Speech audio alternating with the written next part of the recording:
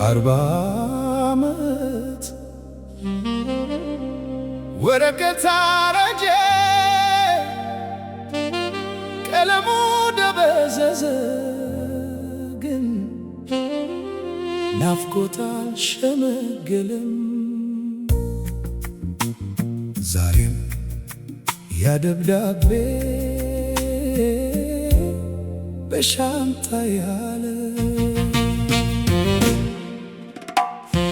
ሳይላክ የቀረ ደብዳቤ 40 ዓመት አድሮ በሻንጣዬ ዘላለም ኖሮ በልቤ ከሮማ የተጻፈ ቃል ዘመንን ተሻግሮ የኖረ ቃል ወዛሜ ታላቅቴ ወዛሜ የልጅነቴ ጥላ ደብዳቤው ባይደርስሽም ፍቅሬ ደርሶሻል በዝምታ በሮማ ብርድ ምሽት ከመስኮት ውጪ ዝናብ ሲዘንብ ወረቀት ፊቴ ተዘርግቶ ስምሽ ብቻ በልቤ ሲመላለስ ትምህርትሽን ቀጥይ ብዬ ጻፍኩልሽ፣ ሕልምሽን አትተይ ብዬ ጻፍኩልሽ።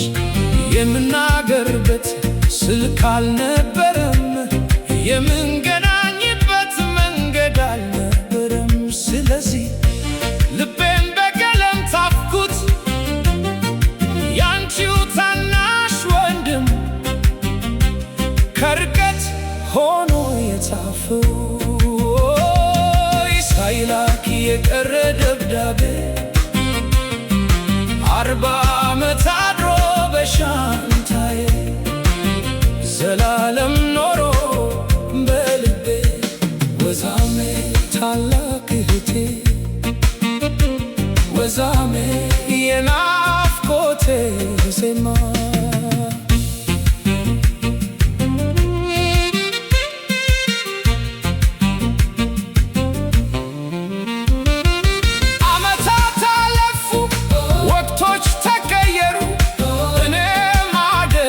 ፀጉሬም ሸበተ፣ ግን በሻንጣዬ ትጉስት ያው ወረቀት ነበር።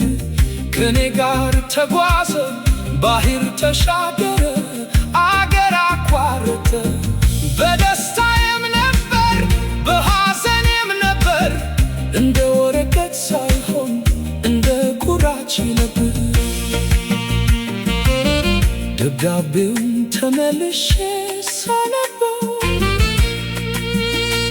ብዙ ሰዎችን አስታወሰኝ፣ ያሉትን የሌሉትን የቀሩትን የሄዱትን የጠፉ ፊቶችን የረሱ ድምፆችን የልጅነታችንን ቀናት በውስጡ የነበረው ቃላት ብቻ አልነበሩም።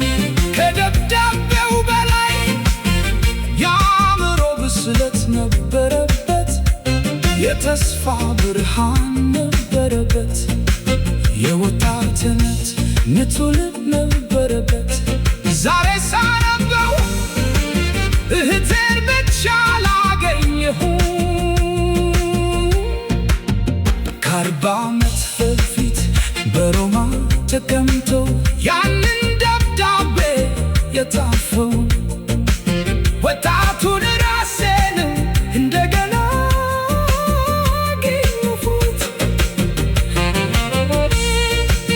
ከ40 ዓመታት በኋላ ዓለም ተቀየረ፣ ዘመን ተቀየረ።